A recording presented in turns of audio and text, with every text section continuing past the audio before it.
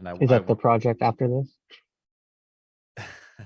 and I did I did about a few hours of newsletter, lots of newsletter stuff, and then I switched over to. Can you hear me? Yeah. You're playing that.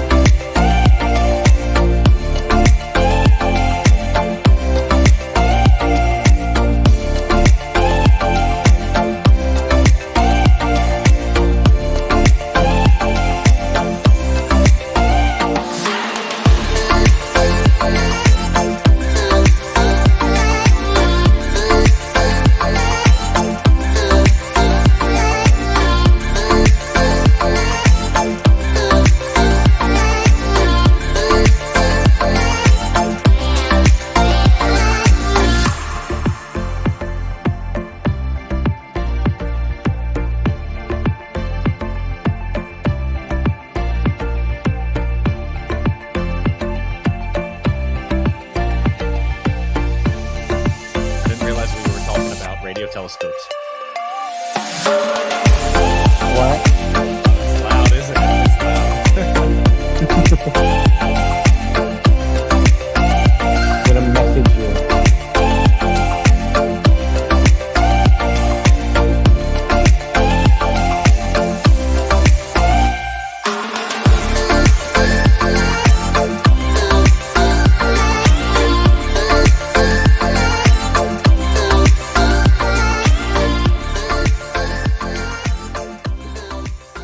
Do I look too dark? Nah, I don't think so. Okay. Alrighty, welcome everybody. This is our 35th episode, and tonight we've got some special guests. We've got Victor and Richard from the South Texas Astronomical Society. Guys, welcome to the show. Hi, thanks for having us. Yes. Yeah, thank you for the invite. It's an honor to have you guys. I know that we have been trying for a couple of weeks to get you guys scheduled, and I know that we had a few technical problems the first time around, so I apologize for that. But as always, we've got like 4 or 5 shows always scheduled ahead, so I was trying to squeeze you guys a little earlier, but I know that between my scheduling issue and then you guys had other commitments, it was hard, but we're back and we're on, and I'm really excited about today's show. Everybody, as you know, we've got a telescope that was launched a few years ago. It's the James Webb Telescope. We'll be looking at some of the latest images that have come out of that telescope that is in space. We'll also talk about the observatory that is actually at the Resaca de la Palma State Park over in Olmito. Most of you may not know that we actually have an observatory. But we've got the experts in the house here, so either one of you guys, if you guys could give us a little bit of a background with regards to STARS and what you guys do there. Sure, I could take that. So STARS, we are the South Texas Astronomical Society, STARS for short. We are a nonprofit organization based in Brownsville, Texas. Our mission is to ignite curiosity through space science, education, and outreach. And that is, we really like astronomy because astronomy is accessible and exciting for everybody. It's not just for a certain group of people. It's all ages. Everybody can get into astronomy. There's something for everybody to get excited about. So our 2 main focuses are basically, one of them is through 12 STEM education. So we have different outreach programs where we try to provide hands-on activities for K through 12 students to get interested and to learn about astronomy and space science. And another aspect is that we try to serve as a platform for people in the community who are interested in astronomy and space science to take that a step further and to really get in touch with professionals and astronomers like Richard here, and a lot of other really interesting people that we have in our community. And also with the resources that we have here, like the observatory you mentioned, and all the different resources that are coming out. Now, I saw a few weeks ago, I think it was an article or maybe your posting. You guys had a local space camp. Can you elaborate on what that was all about? Sure. So we received we received our first grant ever for this year. It was through NASA, and it was mainly focused on the K through 12 STEM engagement. So part of it was, so our project is called Generation Artemis, and our goals is to highlight the Artemis program, mainly because part of it is actually tied to SpaceX and the developments happening here at Boca Chica Beach near Brownsville. And so we wanted to help better connect the community with what's going on here, and also, the bigger picture of how Starship is going to be used for the Artemis program. So we held a series of space camps for kids to go out and do different hands-on activities based on the different components of the Artemis program, one of them being the lunar lander. And is that a space camp that's going to continue just for the summer throughout the year? Do y'all plan to, keep it going? We are having another event in the fall with a similar theme. It won't be exactly the same, but it is a lot of the same activities are going to be there, and we're going to have a little bit more that it's not announced yet, but it will be in October. All right. And with regards to astronomy or interest in astronomy, as you mentioned, SpaceX obviously has been pretty active in the area. Have you seen an interest in kids wanting to look at astronomy, maybe go into an astronomy field lately? I mean, I know that back, when I was a little younger, I was always known as a geek, so I watched a lot of Star Trek and Star Wars.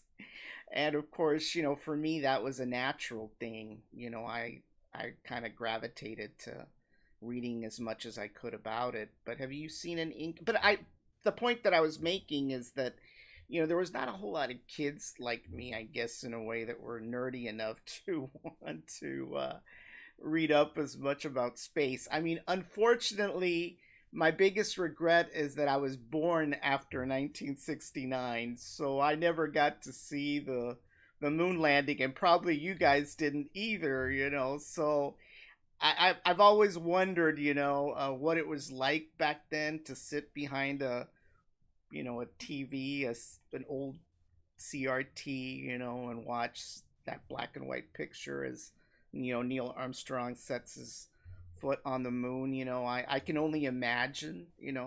The closest I've ever seen, what it could have been like was during the Apollo 13 movie, where they're all in the living room and so forth and watching that. But I missed it, along with probably you guys did. So to me, I guess that's my biggest regret. If we could time travel backwards, that would be, I guess, one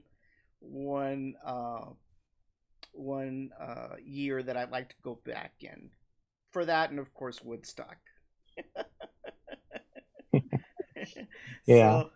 so so anyway, well, that's good to know. I mean, so back to my question: has there been an increase in interest among young kids? I mean, I see a lot of them going to these maker movements and robotics and things like that, and that was stuff that you know wasn't available before. Yeah, I only recently kind of started getting into everything. I was not the nerdy kid. I wish I was, but I wasn't.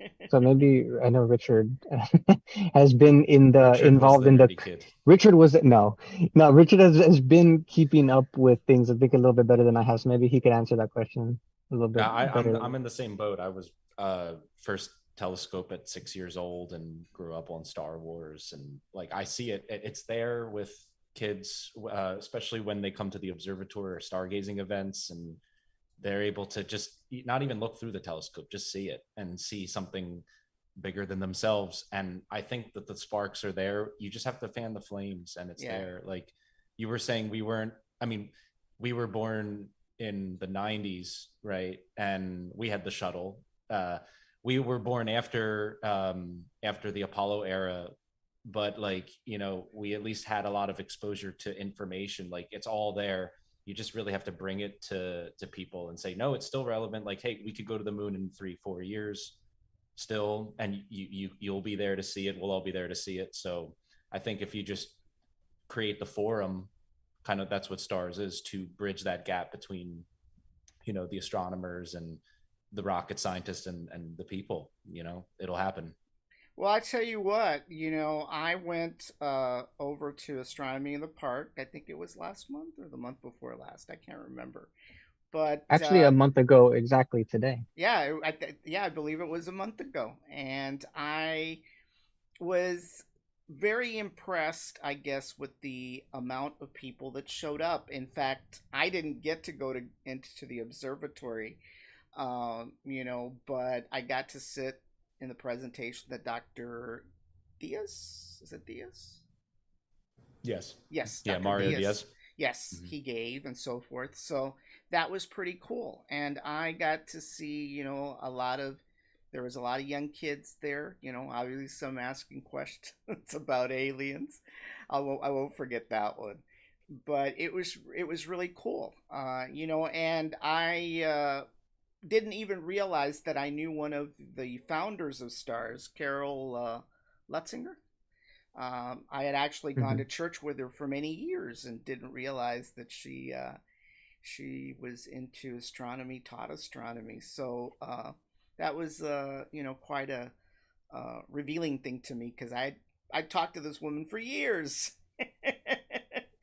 but and so it was kind of like, oh wow, that's kind of cool, So, but anyway, so what is there a university degree program locally here at UTRGV or at Edinburgh with regards to astronomy? I know that Richard, you're working on your doctorate, but is there a undergraduate program at this time? Oh yeah. Oh yeah, yeah, yeah. So the University of Texas Rio Grande Valley. There's also there's Texas Southmost College in UTRGV and Brownsville, which are basically in the same location. And then there's the Edinburgh campus. There's also like a medical school that they've started, and they had their first class or first couple of classes. I'm not exactly sure with that, but with regard to physics and astronomy, there's the Department of Physics and Astronomy, and there's a whole undergraduate curriculum. If you want to do either physics, more astrophysics based, or engineering, mathematics, and there's a master's program which I came down for back in 2016, and then they just started the PhD program this past January, and I'm in the first class essentially that's doing the PhD in Mm. physics. With there's me and six others. Oh wow. So and then there's going to be another group coming in the fall for the PhD program. But basically, there's a whole undergraduate program that's very extensive, and yeah, you can get your bachelor's, your master's, and now your PhD here. Wow, that's kind of Yeah. neat. I mean, I remember, unfortunately, back when I started college, I had to go out of town to pursue. What about the space music? Oh, they're talking about the black hole.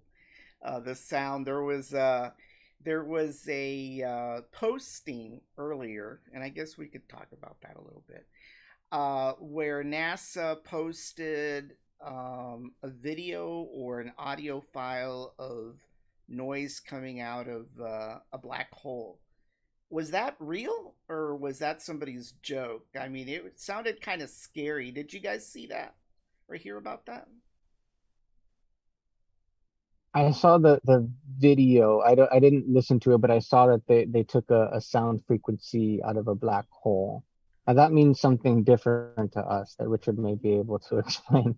Yeah, I mean, Um, I don't know how deep you want to go into it. I mean, I'm Victor and I are of the mentality of let's just jump right into the black hole from the beginning and talk about that. But um, yeah, I haven't seen it, but I've seen stuff like that where they're like, oh, it's the sounds of Jupiter, and some of that is real, and the sounds of the sun.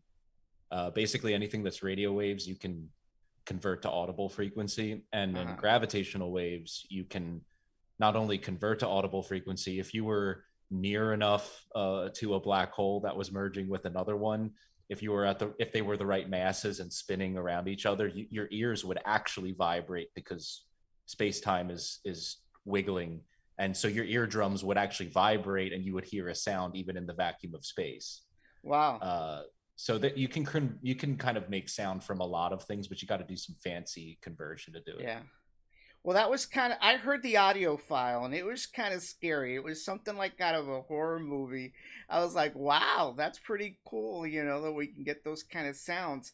But let's talk a little bit about telescopes in general. And like I mentioned to you guys offline, I'm one of those that is a little confused when it comes to telescopes and how they function. And I'm not talking about the Celestron ones that you can purchase. I'm talking about these radio telescopes like there was at Arecibo. I think there's another one that was just built or completed in China that was comparable or maybe even larger than to what was in Puerto Rico. But how do radio telescopes actually work versus something like the James Webb that has mirrors? Can you guys give us a little bit of insight into how that works? Because I've always been kind of confused by that. I mean, I did see that Jodie Foster movie a few years back. I think it was Contact or something like that. And I think they were using radio telescopes. But basically, before you do that, let's flip over to our theater screen.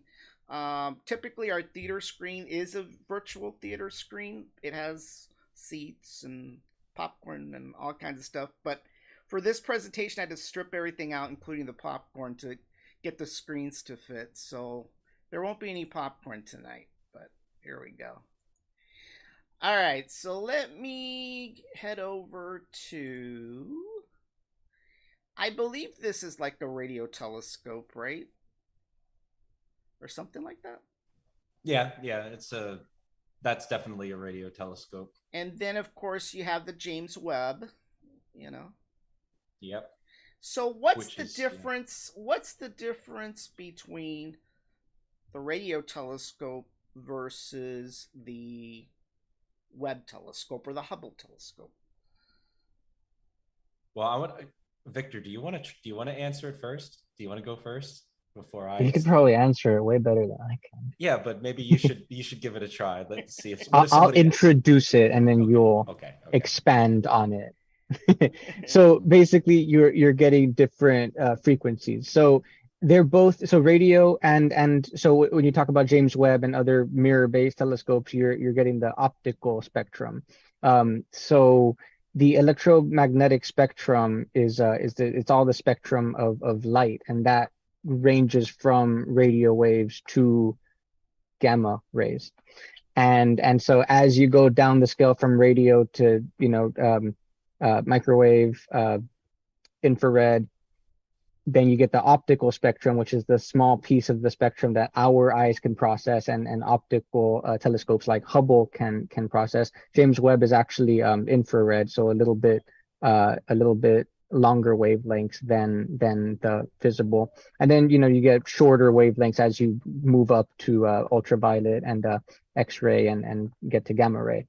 And so basically radio telescopes are observing a longer frequency, a longer wavelength than other telescopes like the James Webb and Hubble. Yeah, and actually the ones that you're looking at there, they're a modern version, but I have a 2002 Jeep that still has a cassette player in it, and it has a dipole antenna, like the old antennas on cars. Right. And that right there is picking up radio waves from the air, and you're tuning it. So what about that one versus the dishes? That's a question too. Like they're both technically you have a radio telescope on your car. It's just not as good as these dishes here. But so like you got to look at it kind of from two perspectives. One, what Victor said, which is that's exactly it. They're just looking at different windows of the same thing. Okay. Right? Like you're looking at light, but different processes in the universe produce different types of light, and some light is low energy and some is high energy, but certain telescopes can pick up the low energy ones like radio waves, and some can pick up the high energy. Like the Fermi satellite in space is a gamma ray telescope. That's a whole different class, right? Like James Webb is an infrared telescope. That's different than the one at Resaca de la Palma State Park, which is an optical telescope. So they all collect light, but they look at different windows of it. So when you mean a radio telescope collects light, does it collect light or radio waves that get somehow converted into some image? I mean, I can understand an optical because there's a mirror. But exactly. I'm still trying to understand the radio telescope. Yeah, you have to convert everything to an image ultimately, even something as crazy and exotic as gravitational waves. You ultimately have to convert it to some image. So it's going to be all the images of radio telescopes you see, and a lot of the fancy space calendars that have like bright blues and purples, like those kind of fantastic colors. That's usually a false color representation of some high energy process like that would produce radio waves. So they are collecting light, like all telescopes are collecting light, but the sensor is going to be a lot different, right? On an optical telescope, you can look at that like a camera. You just put a camera on the back and photons hit the camera and turn into electrical signal. And we can measure that with a computer. Photons also hit those radio telescopes, but those photons are longer. They're not little ones like, let's say like light, because light is in a very small, has a very like small wavelength. Radio waves can be longer than a house. So you need something that sees that differently, and that's designed to basically do the same thing just at a different scale. But you'd be converting that into ones and zeros, just like I would be doing at the telescope here. Okay. Now the question is, so basically what you're saying is that the radio telescope is for long range. Is that what I'm getting versus the optical telescope? No, not about range. So like let's look at the dish itself. Mm-hmm. It's very much like an optical telescope. If I have a mirror and I have a big mirror, like I make it bigger, that's going to allow me to magnify things, basically make something that's small much bigger. And so I have more power to do that essentially. And the dish on there is the same thing. If I make that dish bigger, then I have more collecting power. So that explains why Arecibo was so huge. Yeah, right? So I used to use Arecibo. I observed pulsars with Arecibo many years ago, and that thing is like those that you're seeing right here, but you can't turn the dish. You can only turn the top, that like middle receiver part. Right. Kind of like how you have a primary mirror and then a secondary mirror on a telescope. Like light comes in, hits the mirror, hits the secondary, and then is collected. It's the same thing. Light comes into that cone, it all gets reflected into that receiver, and then the receiver, those receivers at the tip all have coax cables, just like on your cable, like old cable boxes, and that's literally how it's done on wow, on those. Yeah. Wow. And with regards to the James Webb Telescope, where in space and how far in space is it located versus Hubble? Do you guys know the distance, where exactly it's parked? I don't even know if park's Victor, the right word. do you know the answer? I know that Hubble is in Earth orbit, right? So Hubble is a lot closer to us. James Webb, they went to a special place called the Lagrange point, which it's a little past the moon. That's about as far as my knowledge goes. You could pick it up from there. I mean, there's like if you have the sun and the Earth, or you have any two bodies, but one is orbiting the other, you're going to have 5 locations in that area where if you put something there, it's going to stay there. Those are called Lagrange points. It's where the gravity balances perfectly between the two. So we put James Webb at one of those, which means it's a lot farther. It's several moon distances away. So whereas the Hubble is like right on our doorstep, essentially, it was put there. Hubble was put there because all we had was the shuttle at the time. Right. So we couldn't send it. I mean, we could send it far, but then we couldn't service it far away. Okay. So, James Webb breaks. It's going to be hard to get there to fix it.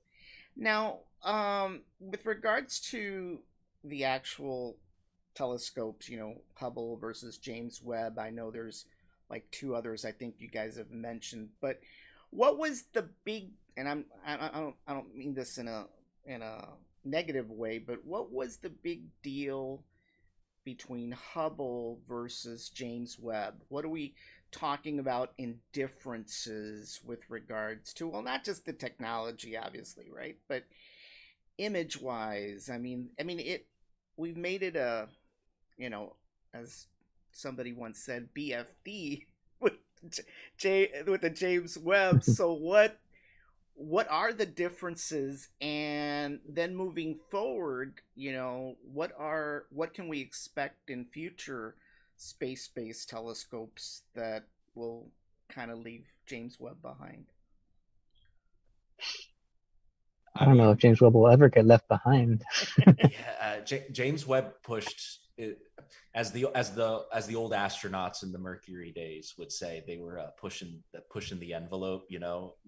James Webb pushed the envelope so far that, in terms of what it can do, there's other telescopes that will be better at other things, but James Webb is meant to be essentially a frontier scope. It's supposed to look at the farthest frontiers in every astronomical field that there is right now.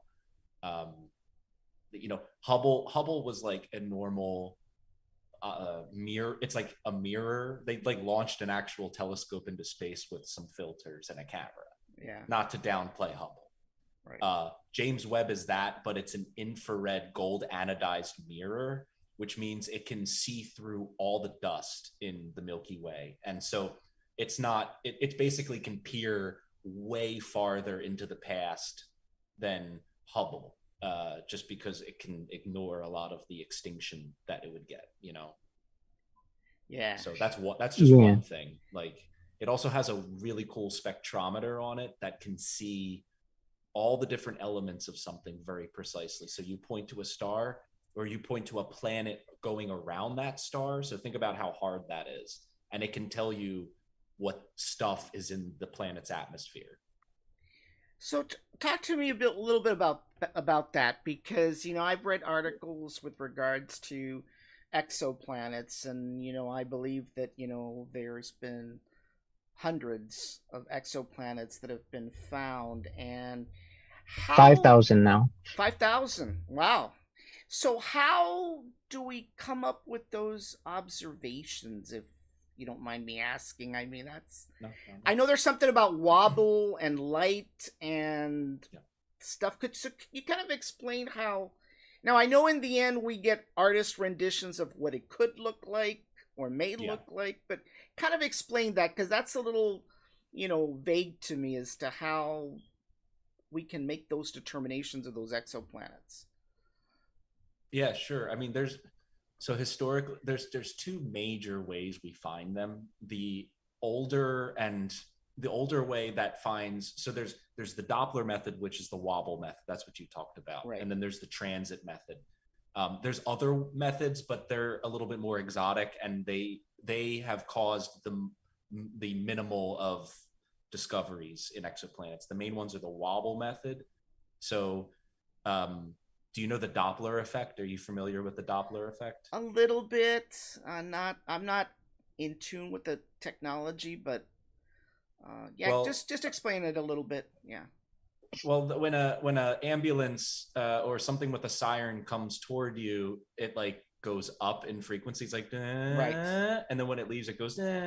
So what you're listening to is the frequency is changing. And let's say when it's coming toward you, the frequency is going up. So Right. it's going from an A note to a B note or something. Right. In terms of light, if something's emitting light and it's coming toward you, the frequency of light is going to go up, just like the sound frequency is going to go up. But what that means, instead of you're hearing a pitch increase, you're seeing a color change. So the Doppler method or the wobble method is you're seeing the star wobble back and forth because the planet is pulling on it slightly from gravity. And as it wobbles back and forth, you see that shift in motion, and you can measure that shift and use Kepler's laws to figure out the mass of the planet. Now, the problem is it's complicated because you need both methods for the same planet to find out if it's habitable. Why? Because the wobble method only tells you the mass, and the transit method, basically watching the star and watching the planet pass in front of the star. And what that causes is the star to dim a little bit. And the dimness is corresponding to the size of the planet, the radius. So if you can get a wobble and find a mass, and if you can get a transit and find a radius, mass over radius cubed is essentially density. And you can figure out, is it Earth-like? Is it gaseous? How far away is it? Because I know it's wobbling. So how far away is it from the sun? If it's dense enough for water and it's that far away, I could figure out already if there's liquid water on it or not. Like, just from those two simple measurements, you can rule out and figure out a lot about that planetary system. Okay, yeah, so that's one of the exoplanets I read up about quite a bit, is in the Kepler system. I think it's B or C, I don't know which one.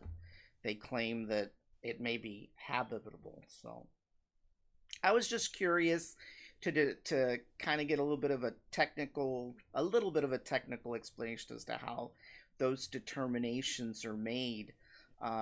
Short of obviously sending a some kind of probe or something like that. Can I tell you something really cool? I don't know if you knew this, but the first exoplanet ever discovered was using a radio telescope observing a pulsar. Wow. And they found that the pulsar, because a pulsar is really spinning fast, so it's like a stable clock. You know when it's going to tick next. That's how precise it is. And the thing was, there was a different pattern associated with it, as if there was a planet tugging on it and slowing it down, like the moon is kind of anchoring Earth in the same way. And so the first exoplanet in the 90s, it was the early mid 90s, it was actually discovered with a radio telescope. That's very unusual, and that's not the norm, even to this day, So let's talk a little bit. I think Victor got a question on a post. I have no idea where. I'm lurking on the internet all day long. Well, shoot, I shouldn't say that.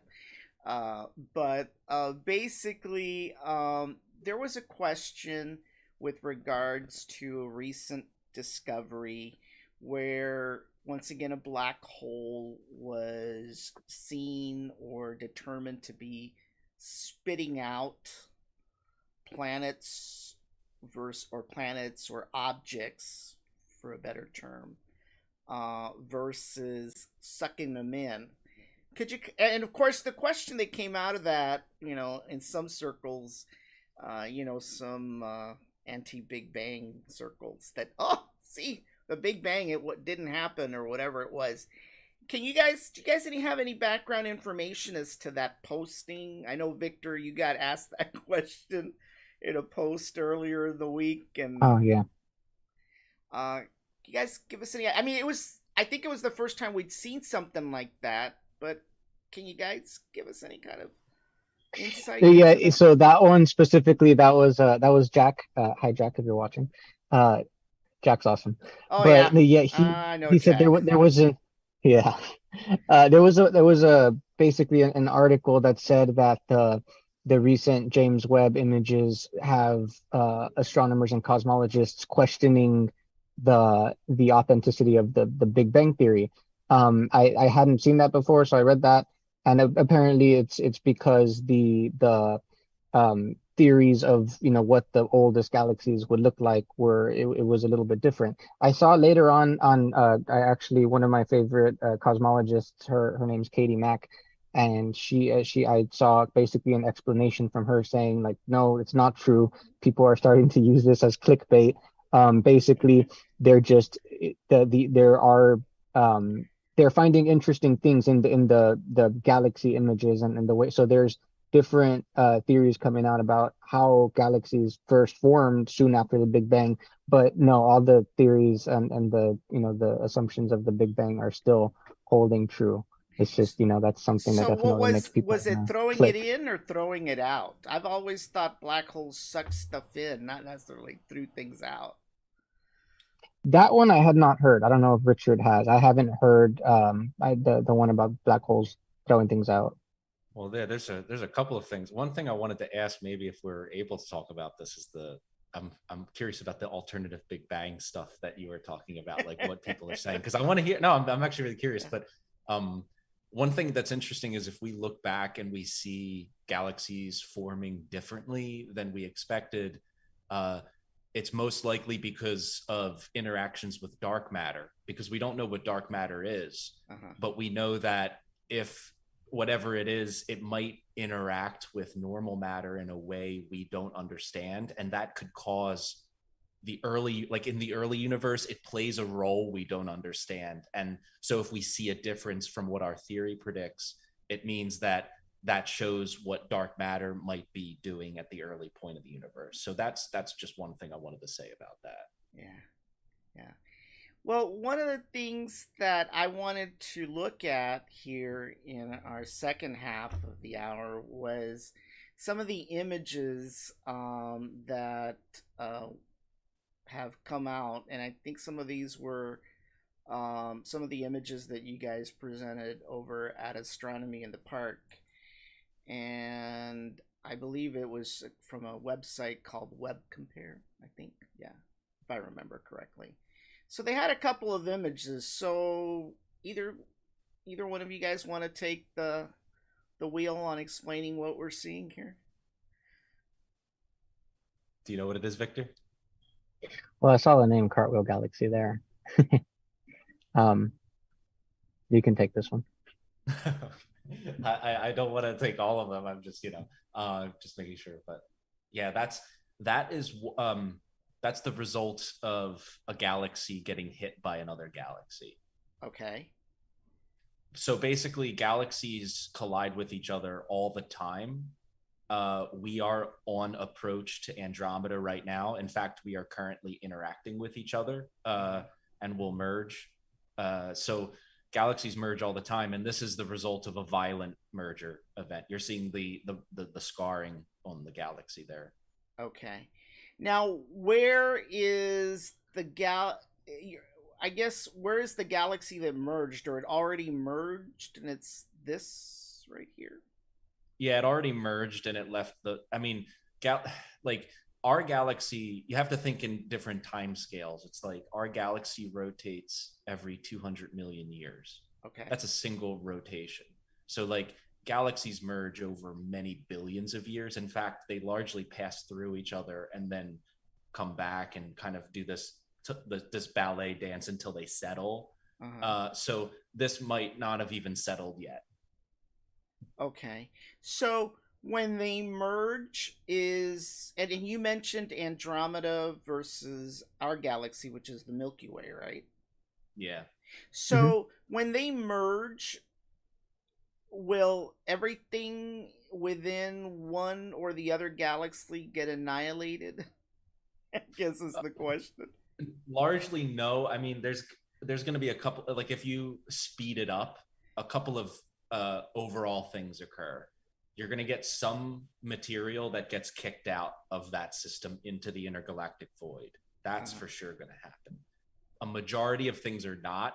Actually, most stars will just pass straight through each other. So it's like largely 99.9% empty space anyway. So the galaxy looks like a solid disk. It's going to pass straight through us. And over several pass-throughs, over many iterations, we're going to slowly deform and turn into a sphere.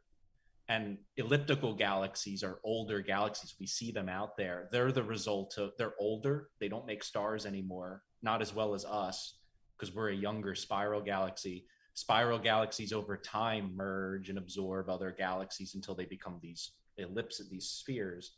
And the black holes at the center will find each other, and they'll either merge, most likely, or there's a very small chance that they will merge at a really weird angle and fling each other at some fraction of the speed of light out of the galaxy into the dark void. So that happens, and that happens all the time.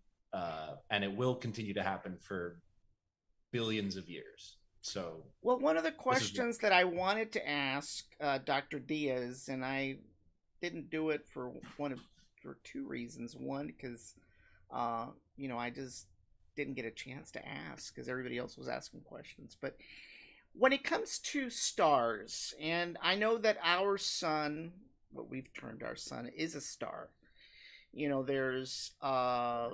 There's star systems out there. Does every star have the potential to have a planetary system around it or not? That was yes. Okay. Yes, for sure. I mean, we didn't know that 30 years ago. So in 1992, we were just having early evidence of some planets. We thought even before that, like, most likely there's planets, but there's just no evidence. And now it's like every star we look at that we can in the nearby realm has a planet, at least one, sometimes 7 that are all habitable. Wow.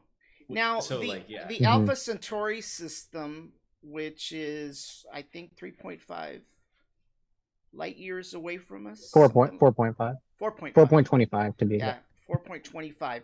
That's a binary star system, correct? It's a triple. If you count Proxima, because it's 3. It's a binary, and then it's like these 2 in the middle are going around each other, and then there's a third one going around that in a big circle. So how does that work? I mean, if you recall in Star Wars, that planet, what was the name of it? Tetouan, or whatever it is. That supposedly was in a binary system. So how does that work? I mean, I know that we're in a single star system, or we think we are, even though I read an article a few days ago that somebody was saying that we originally started as a binary system and the star that was the double disappeared, whatever. I mean, how does that work in a binary or a triple star system? Well, I mean, one problem is our models aren't so good at figuring out the long-term evolution of planets, because we're finding that things easily perturb the planets more than we thought. And like, we're just lucky that Jupiter is there essentially to stabilize us. But like, a star could nudge us and knock all the planets off their courses over time. And that could last very quickly, actually. So, the thing is, when most stars are actually binary systems, majority of them, more than half. And so what you're actually looking at is, if the planets could orbit far enough away, gravitationally speaking, they only see one object. They see the center of mass of those stars. And so you can place a black hole at the center of our solar system, the same mass as our sun, and the Earth would just happily keep going around it. Like, all Earth cares about, or anything with mass cares about, is what's the gravitational force. And so you have 2 stars in the center going around each other, and then a planet farther away going around both of them. That's perfectly valid. It'll just see one star, essentially. Okay. All right. Yeah, because I read that it was, at least I thought I had read that it was a binary, but you mentioned that it's a triple star system. it's a binary star with a, we don't know. I think it's a brown dwarf or a degenerate star. So it's not really a star, but I'm not exactly, or it's a white dwarf. I forget which one. But, so since you've mentioned now dwarfs, so let's talk a little bit about that. What are the differences? I've heard red dwarf, brown dwarf. I don't know what ours is. A red dwarf, I don't know what it is. But anyway, what are the differences between those, and what does that mean with regards to, I guess, habitability? I don't know. In other words, what? Yeah. Would some have habitable planets versus others? Victor, do you want to say anything? I don't want to. Well, I will say that ours is, I actually not as knowledgeable on the difference between the dwarves, but our star is actually a main sequence star. So if you look at the life cycle of stars, we're actually in the middle. I thought it was really funny the first time I heard that our star, we have a very average star because we're not too young, not too old. It's like right in the middle of its lifespan, kind of, main sequence. Yeah, the main sequence that's, it's because the sun is also a dwarf. See, the problem with astronomy is names are just, it's terrible. Like the way we've named everything, like literally everything. You can ask, like, what about that? Yep, there's a problem with the naming convention. But generally speaking, there's dwarves and giants, just like in mythology. And dwarves, though, can be weird dwarves or normal dwarves. And like main sequence is like normal dwarf. It's like if you are burning hydrogen happily in the center of your star, then you're a main sequence star. As soon as that hydrogen runs out, that star turns into something. And depending on how big that star is, it turns into one thing or another. But generally speaking, if it's a dwarf and it's burning hydrogen and then it runs out of hydrogen, it turns into a red giant, and then it just slowly fades away. And we call those planetary nebula. Has nothing to do with planets. It's a historical misnomer. But basically these red giants just kind of like fade away, and they leave a little relic at the center called a white dwarf. Again, that's why it's confusing. But now, what does that mean for a planet? Okay, let me put it to you this way. So I'm sitting here on Earth. I'm enjoying my 70 and above degree weather here on the island. It's in a if a planet is in a red dwarf, I guess, will they experience the same temperatures? Is it cooler? Is it hotter? That's what I'm trying to get at. When I hear these terms, I said, okay, I just want to know, if I kick the bucket tomorrow and I get to travel to another planet, which planet do I want to go to? I want one with 70-degree weather. So if I end up on a red dwarf, I'm not going to be happy if it's colder. I guess that's what I'm trying to understand, Yeah. The color is very important in astronomy because it tells you the temperature. So like, okay, something is glowing red, it's hot. If it's glowing orange or yellow, or there's blue stars. Blue stars are hotter than red stars every single time. Yeah. No matter how big or small they are. So it essentially, like, if you are on a red dwarf, you're on the coolest of the stars. And if you're on a what's called an O or a B star, they're these giant blue stars. They turn into black holes when they die. They're a completely different beast than our sun. Wow. They're millions of times brighter than our sun. Like if you put a blue giant where our sun is, the brightness alone would fry everything, not even talking about all the other radiation. So these are different beasts. You don't want to be around the hot stars because they don't live long. They live less than 100 million years or something, or less than 1 billion years. So not a lot of time for life to start.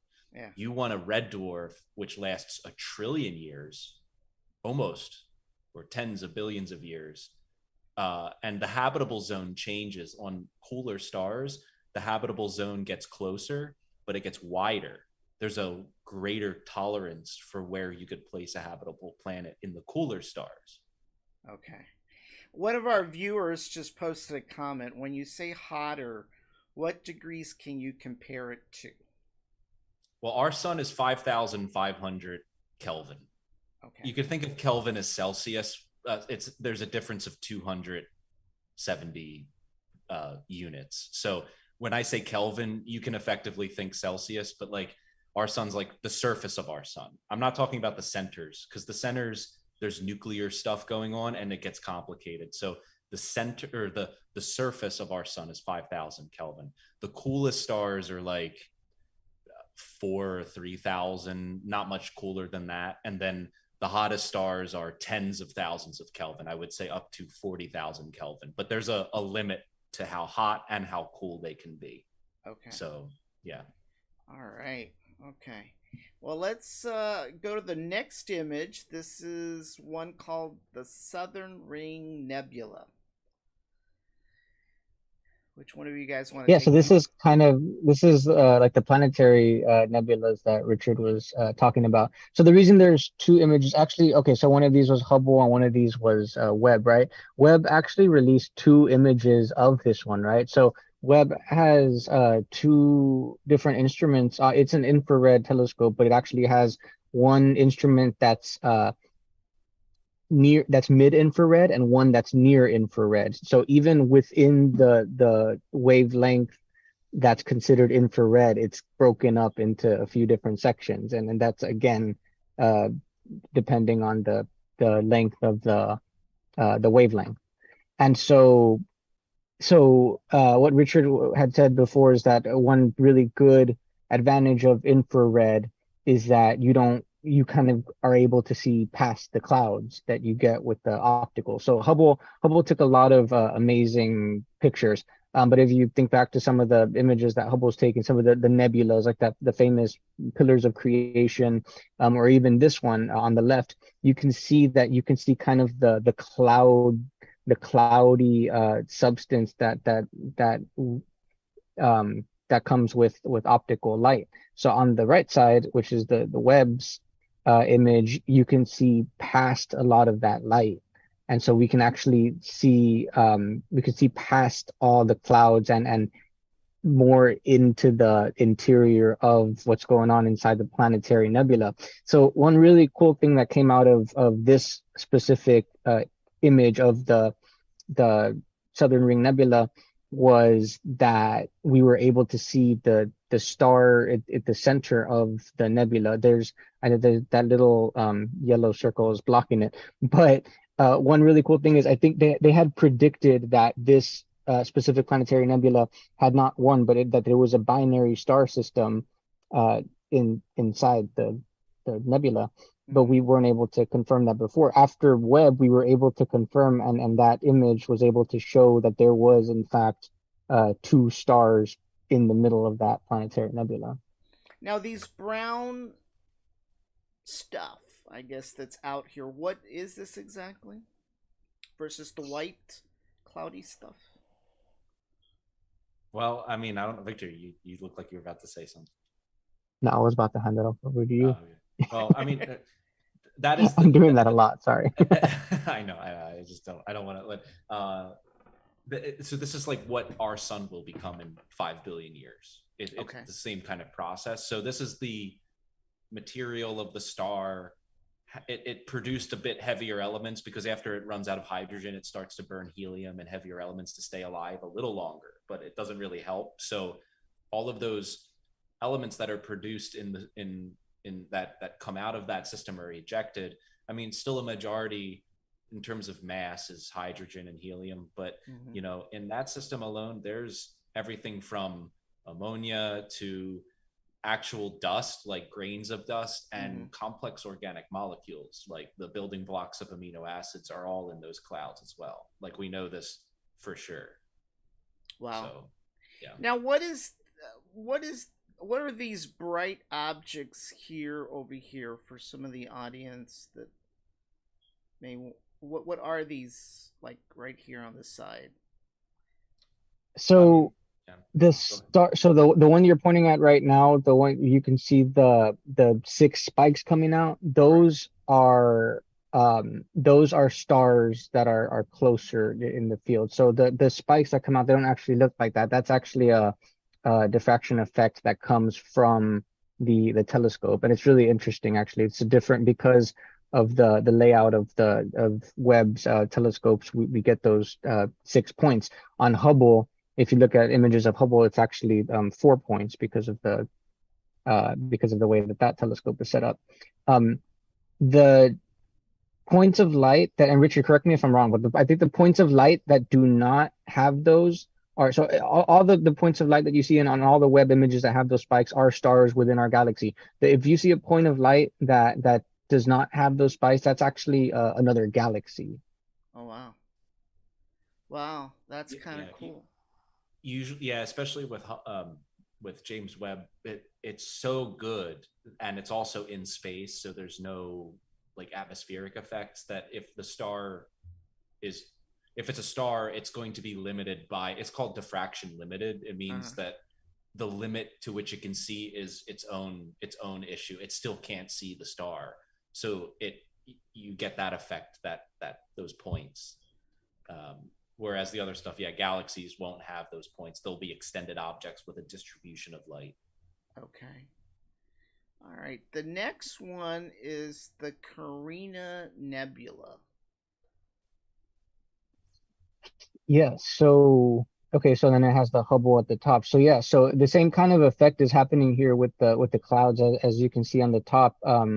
The Hubble image, and I believe the Hubble image was also a lot bigger. It got more of the whole nebula, but you can see that there's it's cloudy, right? And so as opposed to the Webb image, we're for a long time we've known that nebulas. Another name for a nebula is a stellar nursery. I think that's really cool, because we know that nebulas are where stars are born. All that a nebula is a cloud of interstellar dust and gas that eventually comes together and accumulates to create these young stars. So it clumps. A clump, right? Yeah. Together. Yeah. Yes. Yeah. Yeah. And very long process, but yeah. And so again, with Webb, we're able to actually see through all that dust. So all those on the Webb image, you see all the little blue and yellow dots. Those are young stars. So it's really cool because we're actually able to peer into the very early, the baby life of the birth of these stars. This image is actually called the Cosmic Cliffs. I think that was cool. Wow. That is kind of neat. How about this one, the Galaxy Cluster? The smack. What is it? Smacks, I think. Yeah. It smacks. Yeah. That cluster is very interesting because there's a lot going on. So, what you're looking at is essentially a group of galaxies, and then stuff behind it and stuff in front of it. And so, like, the group of galaxies are the hazy, milky, on the, like, if we're looking at the James Webb image on the right side, that hazy, milky, and the white like blobs, all of those in the center are this cluster of galaxies that we're seeing together, gravitationally bound. We see some stars in front of us, between us and that galaxy, like that star at the bottom right, or the one above it a bit. They have those spikes that Victor was saying. So we know that those are stars most likely in our galaxy, like right in front of our nose. And then all of the stuff that you see outside of that, behind it, those are just all galaxies. Wow. So you're seeing 3 layers of the universe: what's in front of our nose, what's in our galactic backyard, and then essentially the farthest we can possibly see, at least in that image, which is early galaxies in the early universe. Wow. And I guess the only one other thing I want to say is you see how some of the galaxies look weirdly shaped, like in the top center there. There's it looks like it's wrapped around that one bump. That galaxy cluster we're looking at is so massive it's bending space, and so the light that comes from behind it toward us is getting bent around it because it's so massive, and you're seeing distorted images, and that's real. Like, Einstein predicted that 100 years ago, and we're just seeing that when we take pictures. Wow. Wow. Yeah. So another thing just to kind of highlight the strength of this telescope is I believe that the time was the one on the Hubble image on the left. I think that exposure was 2 weeks or 15 days or something that the basically the Hubble had its shutters open and was capturing light for 15 days and took all that and then it ended up with this image on the left, as opposed to Webb that was a few hours of exposure that Wow. got Yeah, this image. as they said right before breakfast, they got it or something like. Yeah. So that just to show the strength of that telescope. It's amazing. And yeah, again, like Richard said, every so all the stars with the spikes, the six spikes, those are stars in our galaxy, and every single other point of light on there that does not have those spikes is another galaxy. And this one, the way that they were they so when you look up at the sky, the entire night sky, you call the area of the sky that you're actually looking at, that's called the field of view. Uh-huh. So the field of view that you're looking at with the Webb deep field, and I know it's called SMACS. I like to call it the deep field image, the Webb deep field image. But they said basically the field of view that you're looking at is comparable. If you were to get a grain of sand and hold it at arm's length and look up at the sky, that's how much of the sky you're looking at in this image with all these galaxies. And so A you could grain of basically, and it's sand. just yeah, a grain of sand, hold it at arm's length, and that is how much of the sky is being captured by Webb to capture all of these galaxies. It brings you to Carl Sagan saying there are more stars in the universe than grains of sand on the earth. It's actually true, because how many galaxies are in that grain of sand window? Wow. And then how many Mhm. stars are in a galaxy? Billions. In each of those galaxies, there's billions of stars. That's just a Wow. grain of sand.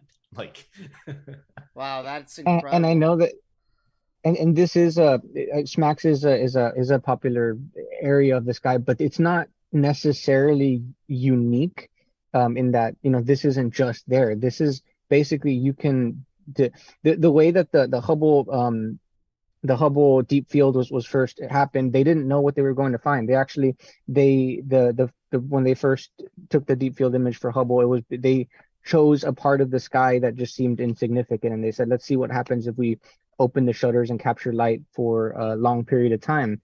And they did that, and they found the first Deep Field image with all the galaxies, and they thought that was crazy. So they looked at another piece of sky, and they got the same thing. So this isn't necessarily a unique piece of sky with all of these galaxies hiding there. This is the deduction is basically that everywhere you would look, you would find something similar with this many galaxies. Wow. And the next one here is Stevens Quintet. What's this one about? The cosmic dance. They chose really cool names for these, by the way. NASA, I don't know who they have. They probably hire somebody just to give these images cool names, but this one was called the Cosmic Dance. You're looking at five different galaxies. Uh-huh. Some are closer together than others, but there's one. If you look at the ones on the, so there's I guess the two um highlights of this image, and I guess you can't really, like, on this one the Hubble one was used, but the one on the left, on the Webb image, we're actually able to see the stars on the one on the left in really good detail and in better detail than the Hubble one.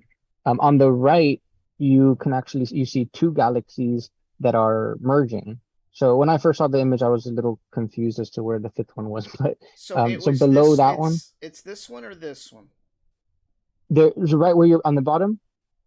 There's actually up. Sorry, yeah, right there, the Yeah. middle. Sorry, I guess in the middle, on Okay. the right middle, there's two galaxies right there. There's two bright points of light. It kind of looks like one galaxy. Oh, yeah, yeah, yeah, yeah, yeah. I Yeah, see. yeah. Yeah. So there's two points of light right there. Those are galaxies that are merging, and so that on the a little bit further up on the right, there's like a red tail that's coming out. That's actually a shock wave caused by the merging of those two galaxies.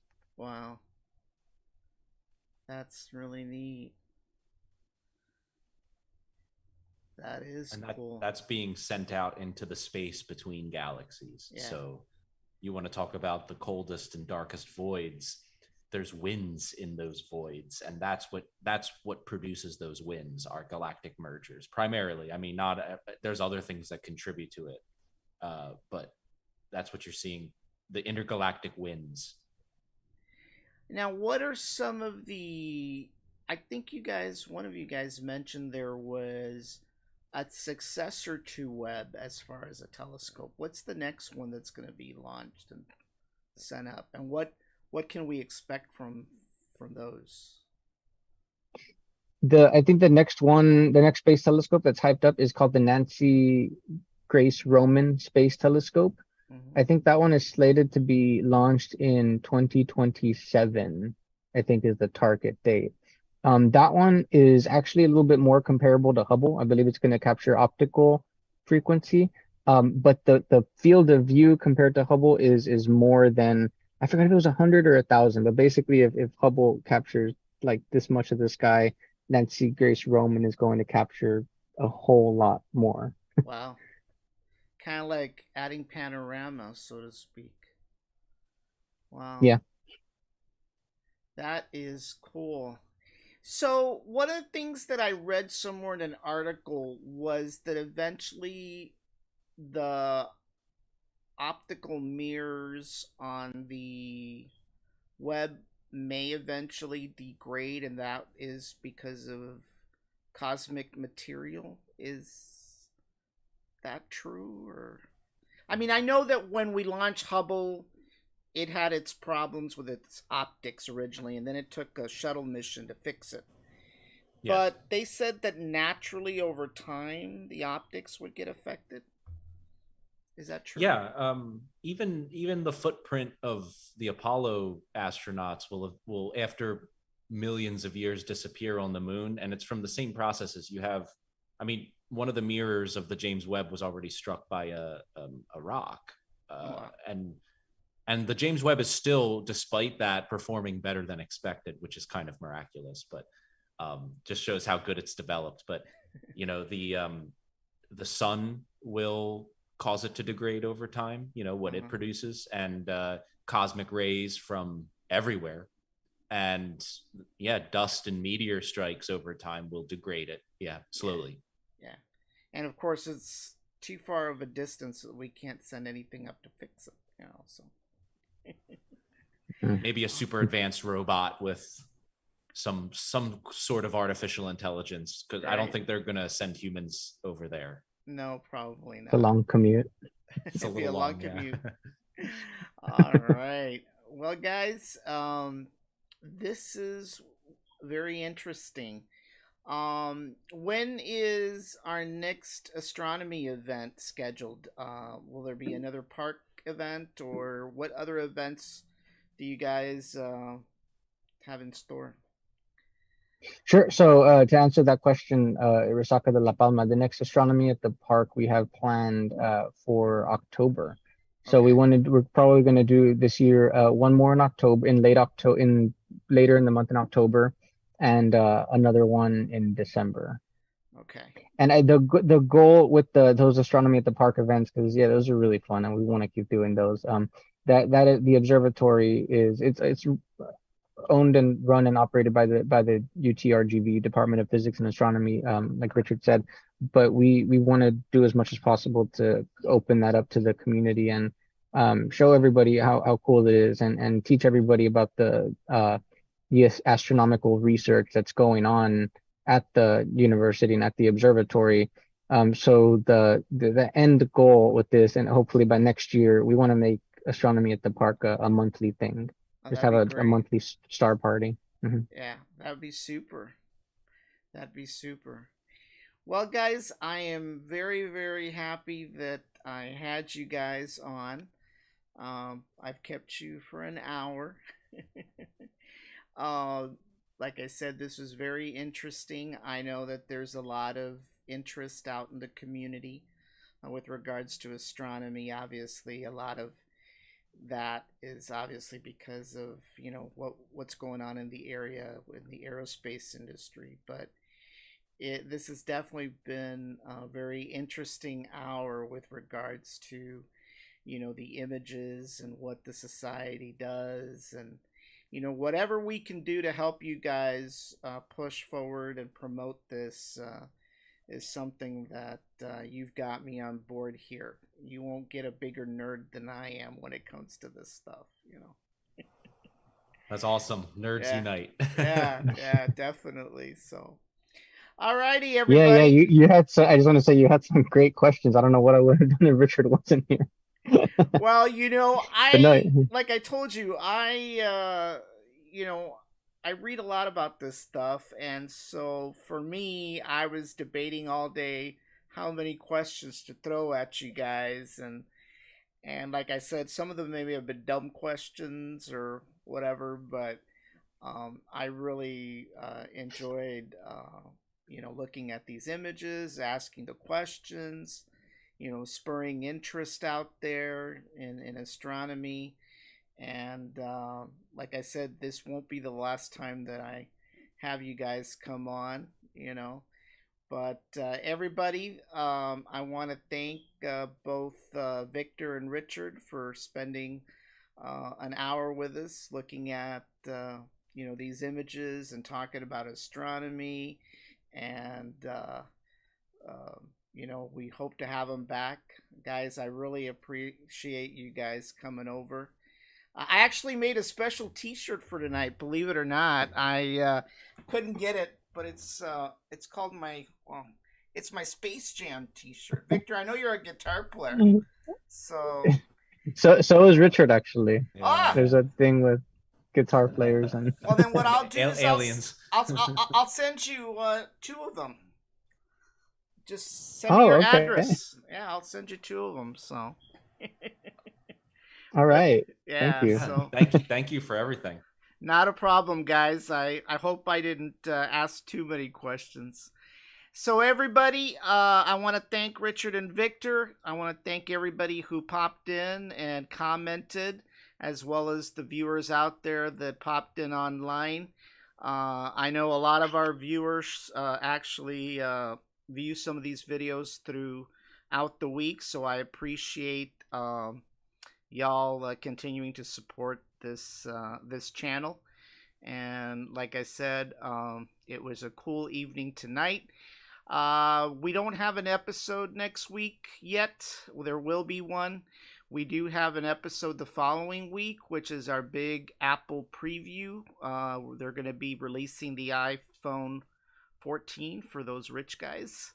So I hope you guys tune in to that show. We're going to have a lot of product review and information with regards to that phone and anything that's released from Apple Park. So, alrighty, guys. Well, I hope you have a good evening. Everybody, take care, and we'll see you on the following episode. Bye-bye, guys. Bye. Thank you. Bye. Thanks.